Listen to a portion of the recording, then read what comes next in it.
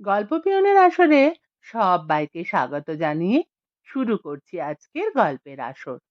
আজ শোনাবো ত্রৈলোক্যনাথ মুখোপাধ্যায়ের লেখা মজার ভূতের গল্প।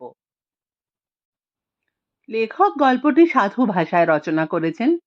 আমি চেষ্টা করেছি চলিত ভাষায় গল্পটি আপনাদের পড়ে শোনাতে। শুরু করছি আজকের গল্প, লুল্লু।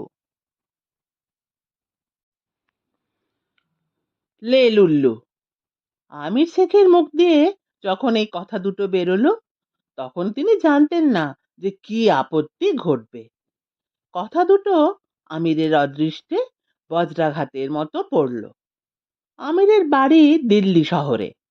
আমির জাতিতে মুসলমান। একদিন অন্ধকার রাতে আমিরের বিবি একলা বাইরে গিয়েছিলেন। পরিহাস করে স্ত্রীকে ভয় দেখাবার জন্য আমির ভেতর থেকে বললেন, লে লুল্লু, অর্থাৎ কিনা, লুল্লু, তুই আমার বউকে ধরে নিয়ে যা। লুল্লু কোনো দুরন্ত বাঘেরও নাম নয়, কিংবা ছুরিধারী কান কাটারও নাম নয়। লুল্লু একটি বাজে কথা, এর কোনো মানে নেই, অভিধানে দেখতে পাওয়া যায় না। পরিহাস করে আমির কেবল কথাটি জোর তোর করে বলেছিলেন। কিন্তু যখন বিপত্তি ঘটে, তখন কোথা থেকে যেন উড়ে আসে। আশ্চর্যের কথা এই, লুল্লু একটি ভূতের নাম ছিল। আর দৈবের কথা শোনো, লুল্লু সেই রাত্রে, সেই মুহূর্তে আমিরের বাড়ির ছাদের আলসের ওপর পা ঝুলিয়ে বসেছিল। হঠাৎ কে তার নাম ধরে ডাকলো। সে চমকে উঠে শুনল কে তাকে কি নিয়ে যেতে বলছে। যে দেখে সামনে এক পরমা সুন্দরী নারী, তাকে নিয়ে যাবার জন্য লুল্লুকে অনুরোধ করা হচ্ছে। এই রকম জিনিস পেলে দেবতারাও সেই মুহূর্তে বিয়ে করে ফেলেন, তা ভূতের কথা ছেড়ে দিন। নিমেষের মধ্যে দুর্ভাগা রমণীকে লুল্লু আকাশ পথে কোথায় যে উড়িয়ে নিয়ে গেল, তার আর ঠিক নেই। আমির ঘরের ভিতর থেকে মনে করছিল, বউ বুঝি এই আসে এই আসে, এই আসে এই আসে করে অনেকক্ষণ হয়ে গেল, তবুও তার বউ আর ফিরে আসলো না। তখন তার মনে ভয় হলো। তখন তিনি বউকে ডাকলেন, কিন্তু সারা শব্দ কিছুই পেলেন না। বাইরে নিবিড় অন্ধকার। বাইরে এসে এখানে ওখানে চারদিকে বউকে খুঁজলেন, কোথাও দেখতে পেলেন না। তবুও মনে এই আশা হলো, বউ বুঝি তামাশা করে কোথাও লুকিয়ে আছে। তাই আবার আতিপাতি করে সমস্ত বাড়ি খুঁজতে লাগলেন। তখন তার মনে ভয় হলো। তখন তিনি বউকে ডাকলেন, কিন্তু সারা শব্দ কিছুই পেলেন না। বাইরে নিবিড় অন্ধকার। বাইরে এসে এখানে ওখানে চারদিকে বউকে খুঁজলেন, কোথাও দেখতে পেলেন না। তবুও মনে এই আশা হলো, বউ বুঝি তামাশা করে কোথাও লুকিয়ে আছে। তাই আবার আতিপাতি করে সমস্ত বাড়ি খুঁজতে লাগলেন। বাড়ির ভিতর বউয়ের নাম গন্ধ নেই। আবার আশ্চর্যের কথা এই যে, বাড়ির দরজা বন্ধ। সন্ধেবেলায় তিনি যেরকম বন্ধ করেছিলেন, সেই রকম বন্ধই আছে। তাহলে বউ তার কোথায় গেলেন? পতিব্রতা সতীসাধ্বী আমিরের বউ বাড়ির বাইরে কখনোই বেরোয় না। আর যদিও তার এরকম মতি হয়, তাহলে দরজা তো আর ফুঁড়ে যেতে পারেন না। দারুণ কাতর হয়ে আমির এসব চিন্তা করতে লাগলেন। আমিরের চোখ থেকে বুক বয়ে অবিরত জল পড়তে লাগলো। প্রিয়তমা গৃহলক্ষ্মীকে গৃহে না দেখে গৃহ শূন্য, জগৎ শূন্য, হৃদয় শূন্য। আমির সবই শূন্য দেখতে লাগলেন। কেবল শূন্য নয়, গ্রীষ্মকালের মরুভূমির মতো তার হৃদয় ধু ধু করে জ্বলতে লাগলো। আমি আমার নারী রত্নকে নিজের হাতেই বিলিয়ে দিলাম। আমার কথা মতো তাকে জিনেই নিয়ে গেল, কি ভূতেই নিয়ে গেল, কি স্বয়ং শয়তান এসে নিয়ে গেল, কিছুই বুঝতে পারছি না। হায় হায়, এ কি হলো? এইভাবে আমির নানা রকম খেদ করে করে কাঁদতে লাগলেন। শেষে চোখ মুছে দরজা খুলে পাড়া প্রতিবেশীকে ডাকলেন। পাড়া প্রতিবেশীরা সকলে দৌড়ে আসলো, এসে তন্ন তন্ন করে আমিরের বাড়ি খুঁজলো। আমিরের বাড়ি দেখবার পর পাড়ার এ ঘরে ও ঘরে তারা খুঁজতে লাগলো। গলি ঘুজি সকল জায়গায় দেখা হলো, খুঁজতে আর কোথাও বাকি রইল না। কিন্তু আমিরের বউকে কোথাও খুঁজে পেলেন না। প্রতিবেশীরা ক্রমে ক্রমেই কানাকানি করতে আরম্ভ করলো, নিশ্চয়ই আমিরের বিবি কোনো পুরুষের সঙ্গে বের হয়ে গেছে। এই রকম সুন্দরী বউ আফিমচির ঘরে আর কতদিন থাকতে পারে? আমির একটু একটু পাকা আফিম খেতেন, তার এই দোষ। একে তো বউ গেল, তারপর যখন এই কলঙ্কের কথা আমিরের কানে উঠল, আফিমচি হন আর যাই হন, তখন তার হৃদয়ে বড়ই ব্যথা লাগলো। তিনি ভাবলেন, দূর হোক, এই সংসারে আর থাকবো না, লোকের কাছে আর মুখ দেখাবো না, ফকির হয়ে দেশে দেশে বেড়াবো। যদি সে প্রিয়তমা লায়লার মতন সাধ্যিকে আবার ফিরে পাই, তবেই দেশে ফিরে আসবো, না হলে মজনুর মতো এই ছাড় জীবন একান্তই বিসর্জন দেব। এই রকম ভেবে চিনতে ফকিরের বেশে আমির ঘর থেকে বের হয়ে গেলেন। সঙ্গে কিছুই নিলেন না, নিলেন কেবল একটি টিনের কৌটো, একটি বাঁশের নল আর একটি লোহার টেকো। আমির কিছু শৌখিন পুরুষ ছিলেন। টিনের কৌটোর ঢাকনার উপর কাঁচ দেওয়া ছিল, আর শির মতো তাতে মুখ দেখা যেত। পান খেয়ে আমির তাতে কখন কখনো মুখ দেখতেন, ঠোঁট লাল হলো কিনা। বাঁশের নলটি তার বড়ই সাধের জিনিস ছিল। এক সাহেবের সঙ্গে খানসামা হয়ে একবার তিনি পাহাড়ে গিয়েছিলেন, সেইখানে এই শখের জিনিসটি তিনি কেনেন। এর গায়ে হিজিবিজি কালো কালো অনেক দাগ ছিল। আমির মনে করতেন নলের সেগুলো অলংকার নয়, সেগুলো অক্ষর, চীনা ভাষার অক্ষর। তাতে লেখা ছিল, চীনদেশীয় মহাপ্রাচীরের সন্নিকট লিংটি শহরের মোপিং নামক কারিগরের দ্বারা এই নলটি প্রস্তুত হইয়াছে। নল নির্মাণ কাজে মোপিং অদ্বিতীয় কারিগর, জগৎ জুড়িয়া তাহার সুখ্যাতি। মূল্য মাত্র 4 আনা। যাহার নলের আবশ্যক হইবে, তিনি তাহারই নিকট হইতে যেন ক্রয় করেন। বাজে মেকার দিকের কাছে গিয়া যেন বৃথা অর্থ নষ্ট না করেন। মোপিং এর নল ক্রয় করিয়া যদি কাহারও মনোনীত না হয়, তাহা হইলে নল ফিরাইয়া দিলে মোপিং তৎক্ষণাৎ মূল্য ফিরাইয়া দিবেন। যাই হোক, আমির যে নলটি কিনেছিলেন মনের মতো হয়েছিল, তাই রক্ষে, না হলে মূল্য ফেরত নিতে হতো। যুধিষ্ঠির যে পথ দিয়ে স্বর্গে গিয়েছিলেন, সেই তুষারময় হিমগিরি অতিক্রম করে, তিব্বতের পর্বত উপত্যকা পার হয়ে, তাতারের সহস্র ক্রোশ মরুভূমি চলে, চীনের উত্তর সীমায় লিংপিং শহরে আমিরকে যেতে হতো। সেখানে গেলে তবে মোপিং এর সঙ্গে তার দেখা হতো। মোপিং সিকিটি ফিরিয়ে দিতেন। তাই বলি, ধর্মে রক্ষা করেছে যে নলটির আমিরের মনের মতো হয়েছিল। প্রতিদিন এতে অতি যত্নে আমির তেল মাখাতেন। তেল খেয়ে খেয়ে পেকে অল্প লাল রঙের হয়েছিল। কৌটোর ভিতর বড়ই সাধের ধন, আমিরের প্রস্তুত করা আফিম থাকত। ইতর ভাষায় যাকে লোকে চন্ডু বলে। বাঁশের নলটি দিয়ে চন্ডুর ধূম পান করতেন। টেকো দিয়ে কৌটো থেকে আফিম তুলে নলের আগায় রাখতেন। এই রকম সরঞ্জাম নিয়ে আমির ঘর থেকে বেরিয়ে গেলেন। দিল্লি পার হলেন, কত নদ নদী গ্রাম প্রান্তর সব পেরিয়ে গেলেন। দিনের বেলায় ভিক্ষা করে খান, সন্ধ্যা হলে গাছতলায় হোক কি মাঠে হোক পড়ে থাকেন। খোদা খোদা করে কোনো রকমে রাত্রিটা কাটান। এই রকম করে কতদিন চলে গেল। বউকে আবার ফিরে পাবার আশা আমিরের মন থেকে আস্তে আস্তে চলে যেতে লাগলো। হয় ফকিরি করে সমস্ত জীবন কাটাতে হবে, না হয় একটা বুড়ো হাবড়া নিকা করে পুনরায় ঘরকন্না করতে হবে। এই ভেবে শোকে তিনি নিতান্তই আকুল হয়ে পড়লেন। একদিন তিনি একটি গ্রামে গিয়ে উপস্থিত হলেন। সেখানে একজনদের বাড়ির সামনে অনেকগুলো লোক বসে আছে দেখলেন। জিজ্ঞাসা করে জানলেন যে সে গ্রামটি পশ্চিমের চক্রবের বিশেষ। যেখানে লোক বসেছিল সেটা জানের বাড়ি। গৃহস্বামী একজন প্রসিদ্ধ গণৎকার, ভূত ভবিষ্যৎ বর্তমান সব দেখতে পান। সংসারে তার কাছে কিছুই গুপ্ত নেই। অদৃষ্টের লিখন তিনি জলের মতো পড়তে পারেন। হাতে কি কপালে যে ভাষায় বিধাতা আঁচড় পিচুর করে থাকুন না কেন, ইংরাজিতে হোক কি ফরাসিতে হোক, দেব ভাষায় হোক কি দানব ভাষায় হোক, সকলে তিনি অবাধে পড়তে পারেন। চুরি জুয়াচুরি সব বলে দিতে পারেন।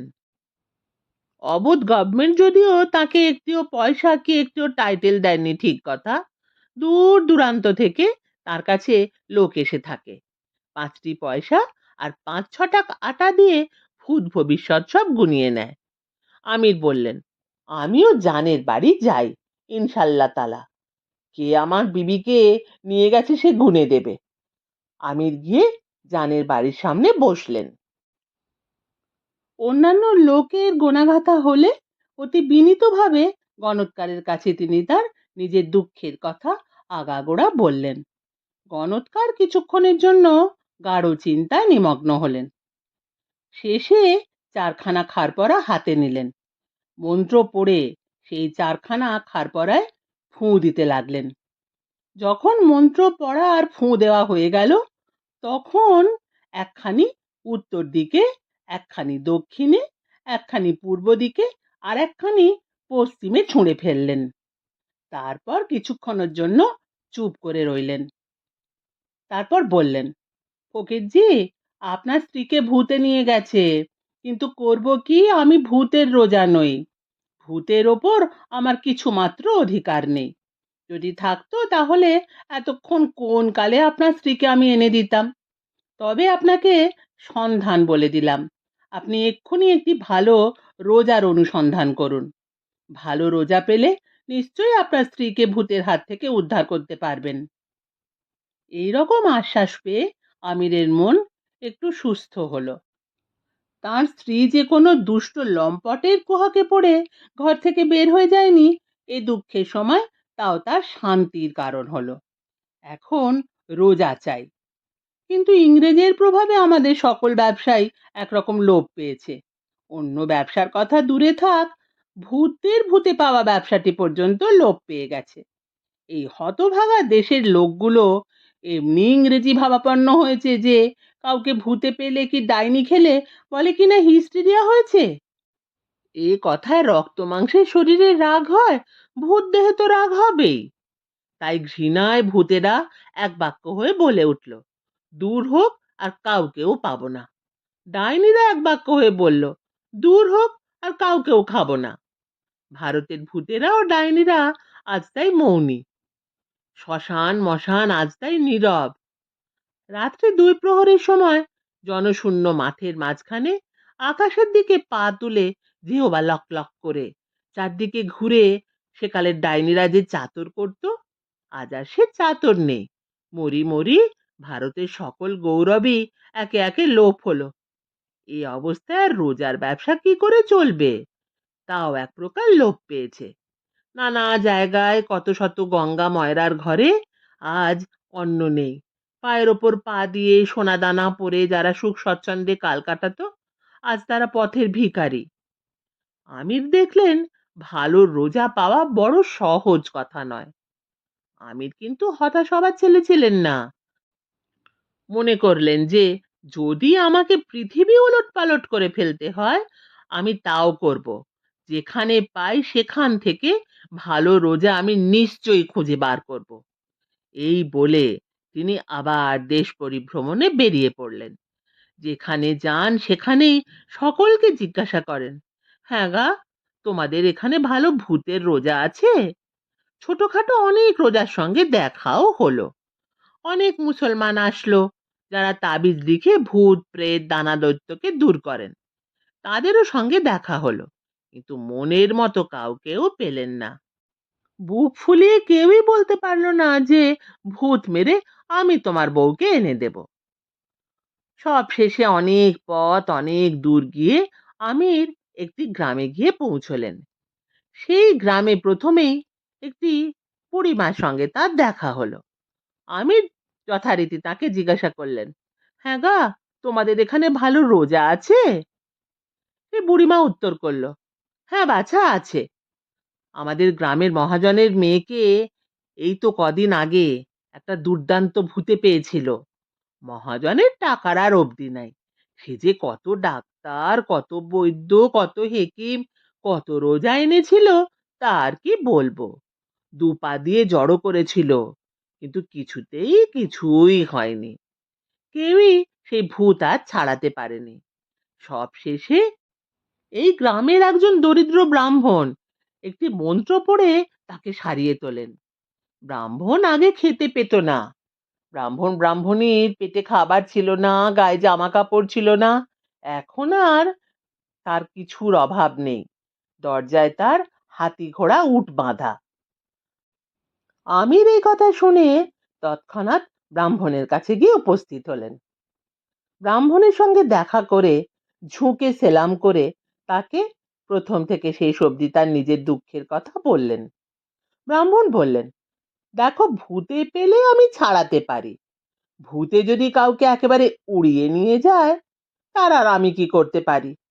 পাহাড়ে নিয়ে গেছে কি সমুদ্রের ভিতর লুকিয়ে রেখেছে, তা আমি কি করে জানবো? ফকির সাহেব, তোমার বউকে এনে দেওয়া আমার সাধ্যেরও অতীত।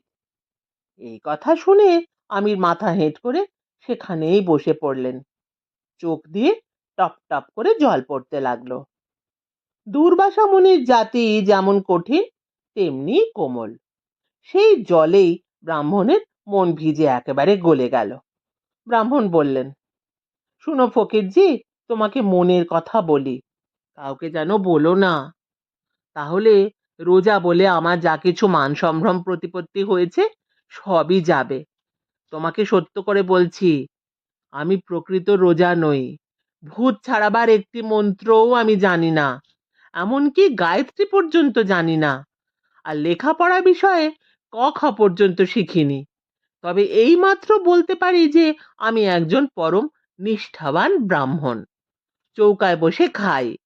আজকালের ইংরেজি পড়া বাবুদের মতো আমি নই। আমির বললেন, সে কি মশাই, তবে আপনি মহাজনের মেয়ের ভূত ছাড়ালেন কি করে?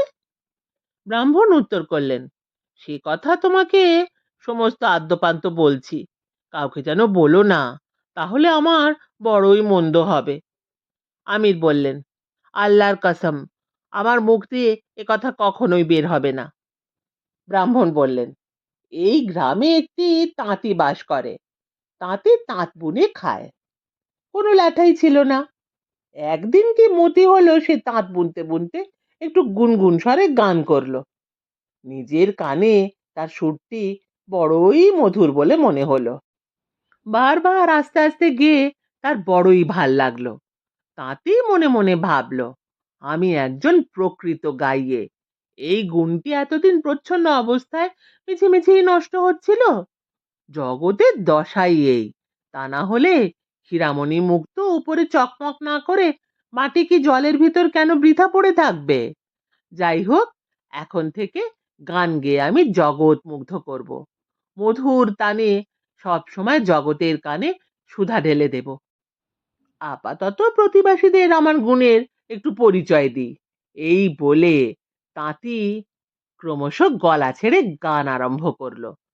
একদিন যায়, 2 দিন যায়, গ্রামবাসীরা শশব্যস্ত। 2-4 দিন পরে গ্রামের লোক অস্থির হয়ে পড়ল। প্রাণ নিয়ে সকলের টানাটানি। সুতরাং আবাল বৃদ্ধ বনিতা সকলে গিয়ে তাঁতির দরজায় উপস্থিত। তাঁতিকে ডেকে বলল, বাপু হে, পুরুষানুক্রমে বহুদিন ধরে আমরা এই গ্রামে বাস করছি। তোমার গানের প্রভাবে আমরা আর এখন এখানে তিষ্ঠতে পারছি না।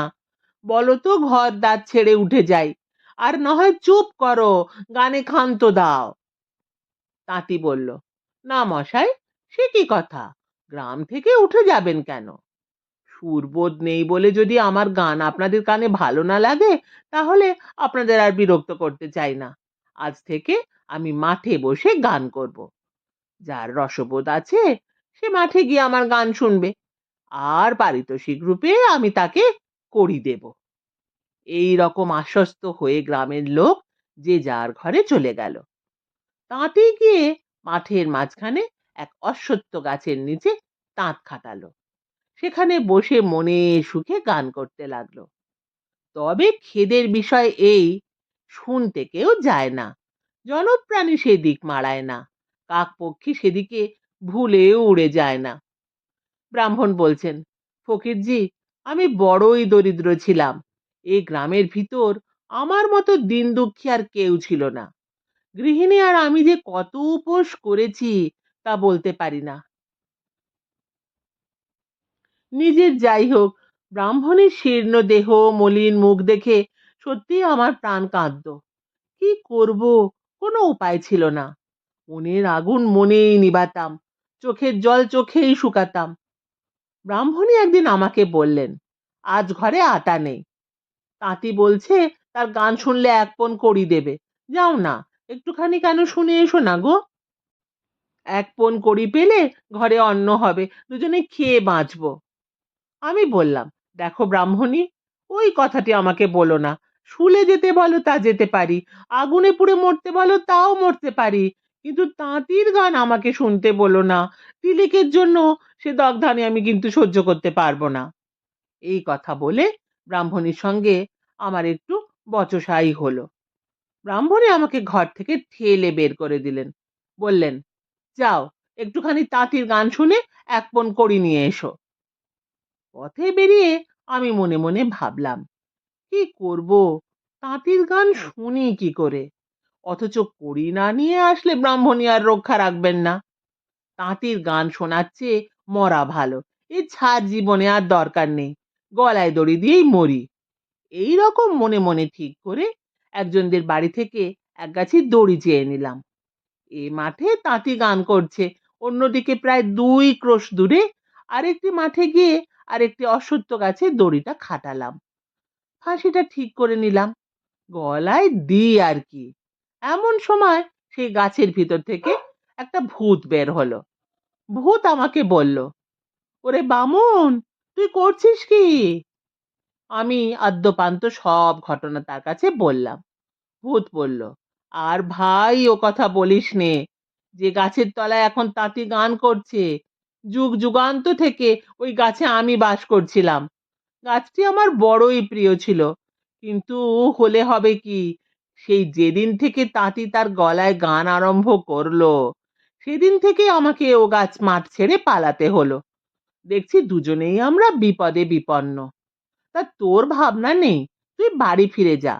তোদের গ্রামের মহাজনের মেয়েকে আমি গিয়ে পাবো, কিছুতেই ছাড়বো না। কেবল তুই গিয়ে যখন আমার কানে কানে বলবি যে আমি সেই দরিদ্র ব্রাহ্মণ, তক্ষুনি আমি ছেড়ে দেব। মহাজনের অনেক টাকা আছে, আর ওই একমাত্র মেয়ে, অনেক ধন দৌলত দিয়ে তোকে বিদায় করবে, তোর দুঃখ ঘুচবে। ব্রাহ্মণ বললেন, শেখজি, শুনলে তো, আমি রোজা নই, আমি মন্ত্রতন্ত্র কিছুই জানি না। দৈবক্রমে আমার একটি ভূতের সঙ্গে দেখা হয়েছিল, তা থেকেই আমার এই যা কিছু বল। মহাজনের মেয়ের ভূত ছাড়ালে চারদিকে আমার নাম বের হলো, যে আমার মতো রোজা আর পৃথিবীতে নেই। ভূতে পেলে সকলে আমাকে নিয়ে যায়, আমাকে আর কিছু করতে হয় না, কেবল আমি রোগীর কানে কানে গিয়ে বলি, শিগগির ছেড়ে যাবে তো যাও, না হলে তাঁতির গান দিব। তাঁতির নাম শুনে সকল ভূতি জড়সড়, পালাতে পথ পায় না। আমির বললেন, মহাশয়, তাই যদি সত্যি হয় তবে চলুন না কেন, আপনার সেই ভূতটিকে গিয়ে জিজ্ঞাসা করে দেখি, তিনি যদি অনুগ্রহ করে আমার স্ত্রীকে উদ্ধার করে দেন। কারণ ভূতে ভূতে নিশ্চয়ই আলাপ পরিচয় আছে, নিমন্ত্রণ আমন্ত্রণে শাদী বিয়াতে নিশ্চয়ই দেখা হয়ে থাকে। আমার স্ত্রীকে যে ভূতে নিয়ে গেছে, তাকে যদি তিনি দুটো কথা বলে দেন, তাহলে আমার অনেক উপকার হতে পারে। না হয় স্ত্রীকে কি করে পাই, তার একটা না একটা উপায়ও তো তিনি বলে দিতে পারেন। ব্রাহ্মণ বললেন, এ পরামর্শ মন্দ নয়, তোমার দুঃখ দেখে আমি বড়ই কাতর হয়েছি। আচ্ছা, চলো যাই। ব্রাহ্মণ দুর্গা বলে আমির বিসমিল্লা বলে যাত্রা করলেন। আস্তে আস্তে তারা যে মাঠে ভূত থাকে সেই মাঠে গিয়ে হাজির হলেন। যে গাছে ভূত থাকে সে গাছতলায় গিয়ে উপস্থিত হলেন। সেখানে দাঁড়িয়ে গাছের দিকে চেয়ে উপর দিকে দুজনে তারা খুব স্তুতি মিনতি করতে লাগলেন। ব্রাহ্মণ বললেন, হে ভূত, আশ্রিত সেই দরিদ্র ব্রাহ্মণ আজ আবার তোমার কাছে এসেছে।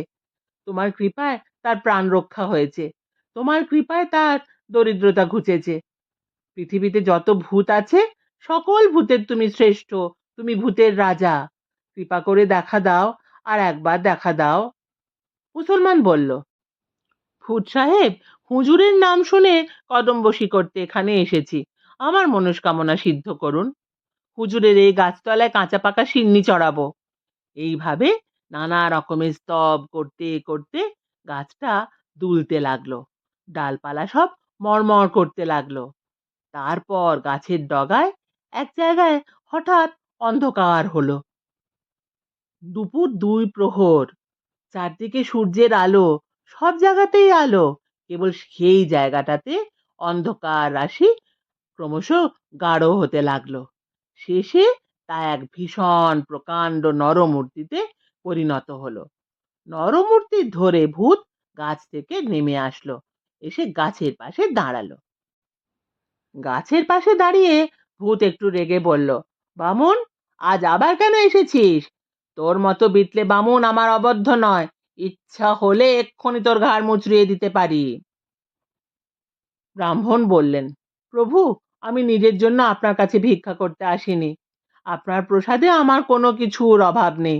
এই লোকটি নিতান্ত কষ্টে পড়েছে, এখন এর জন্যই আপনার কাছে এসেছি। এই কথায় ভূতের কিছু রাগ পড়ল। সে জিজ্ঞাসা করল, সঙ্গে তোমার ও লোকটি কে? ব্রাহ্মণ তখন আমিরের সব কথাই ভূতকে শোনালেন। শুনে বললেন, মহাশয়, আপনার এর একটা উপায় বার করতেই হবে, তা না হলে এ লোকটি প্রাণে মারা যাবে। আপনি দয়ার চিত্ত, আমার প্রাণ রক্ষা করেছিলেন, এখন এর প্রাণও রক্ষা করুন। ভূত বলল, এই স্ত্রীকে নিশ্চয়ই লুল্লু নিয়ে গেছে। লুল্লু সবে নতুন ভূতগিরি পেয়েছে। ভূতগিরিতে তার নতুন অনুরাগ, সে বড়ই দুরন্ত। ব্রাহ্মণ জিজ্ঞাসা করলেন, নতুন ভূতগিরি পেয়েছে? মশাই, সে কি প্রকার কথা?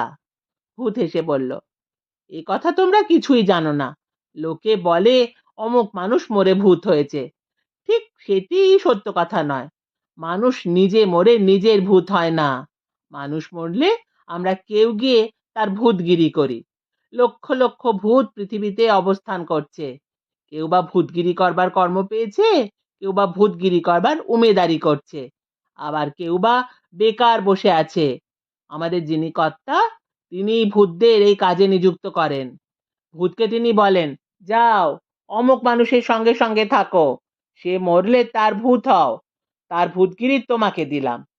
সেদিন থেকে ভূতটি মানুষের সঙ্গে সঙ্গে থাকে। মানুষের মাথাটি ধরলে তার আর আনন্দের পরিসীমা থাকে না, কেননা মরলেই তার ভূতগিরি করতে পাবে। এই রকম যে ঘটনা হয়, সে কেবল তোমাদের নিজেদের দোষে। দেশের সংবাদপত্র সকল তোমাদের কত সুশিক্ষা দিয়ে থাকে। যদি কায় মনোচিত্তে পালন করতে, তাহলে তোমাদের এ দুর্দশা হতো না। এই দেখো, দেশ একেবারে নির্ধন হয়ে যাচ্ছে।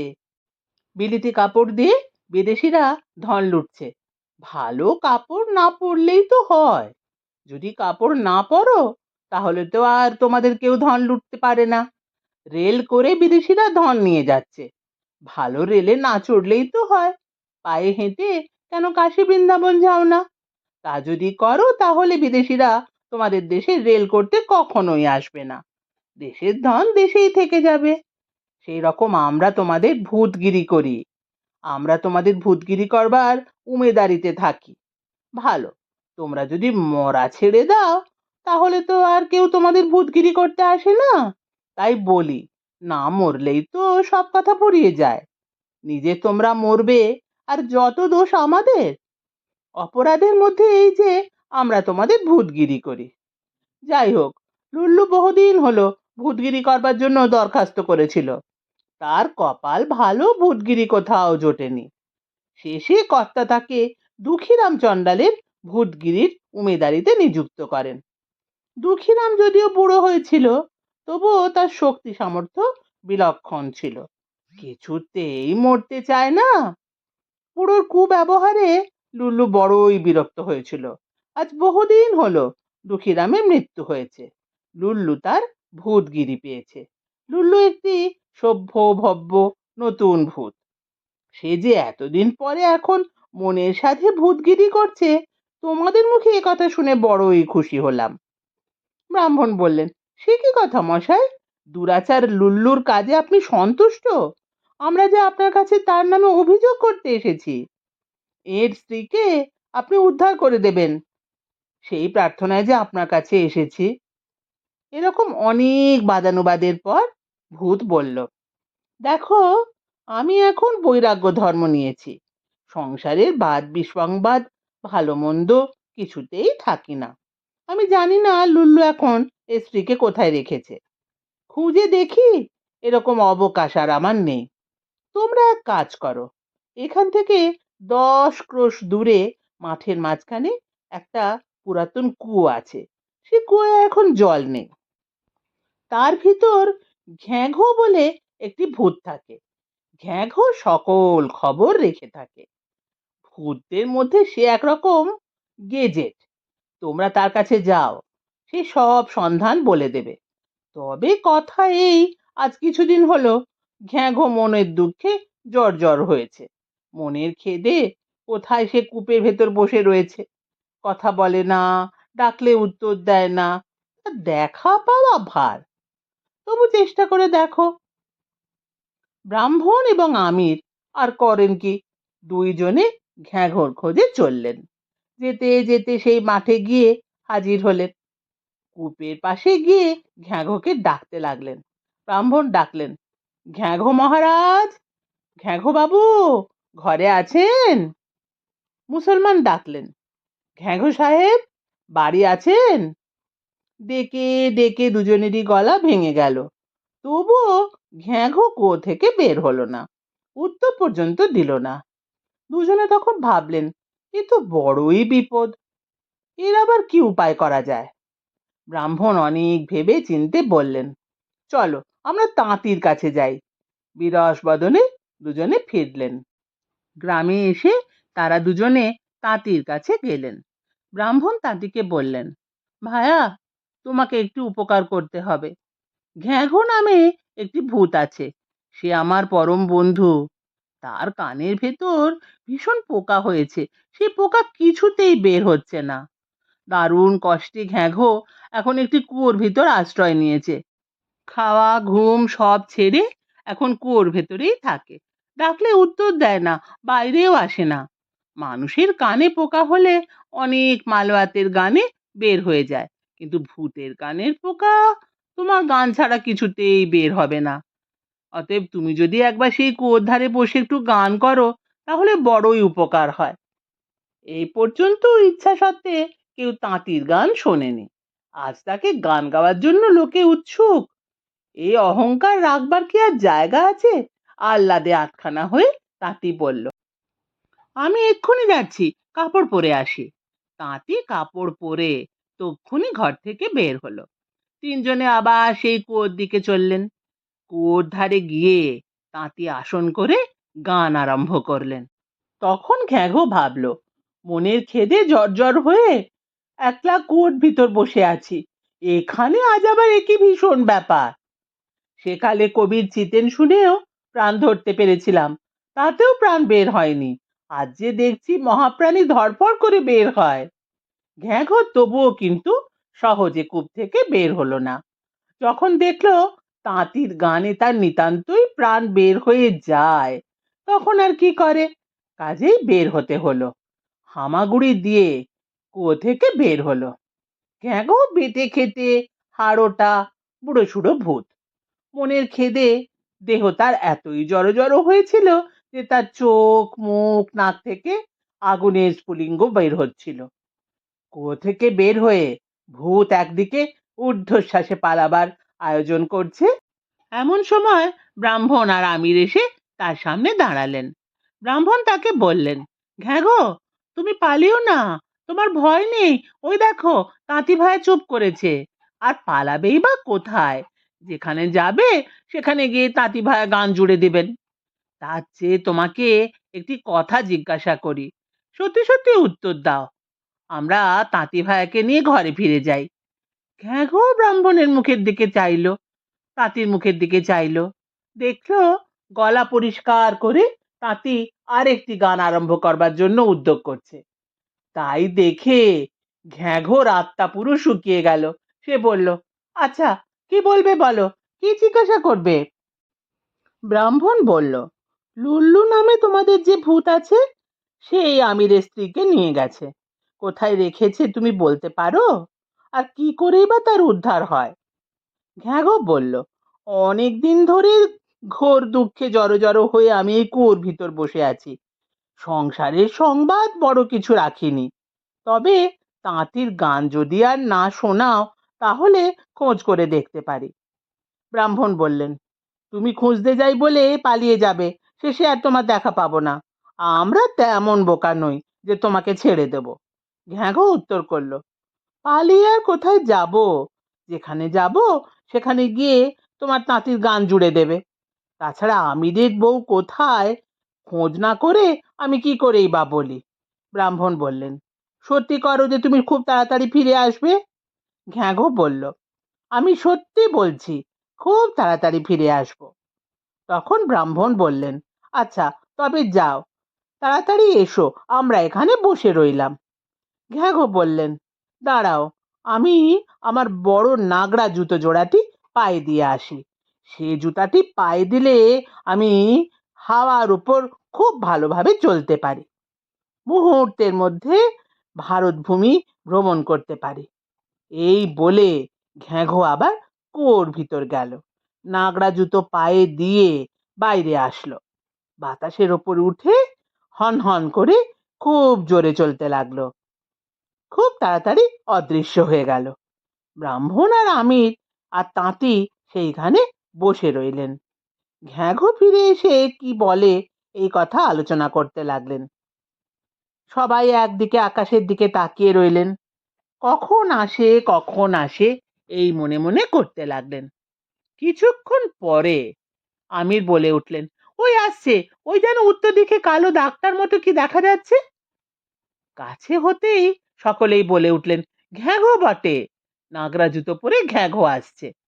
ঘ্যাঘো কাছে আসলে তারা মহা সমাদর করলেন, বললেন, ঘ্যাঘো, সত্যি তুমি সত্যবাদী, মনের দুঃখে জড়ো হয়েও তুমি নিজের সত্য রক্ষা করেছো। এখন বলো, সংবাদ মঙ্গল তো? ঘ্যাঘো বলল, সুসমাচার বটে, আমিরের স্ত্রীর আমি সন্ধান পেয়েছি। সকলে বললেন, তবে খুব তাড়াতাড়ি বলো, আমিরের স্ত্রী এখন কোথায়, সে ভালো আছে তো?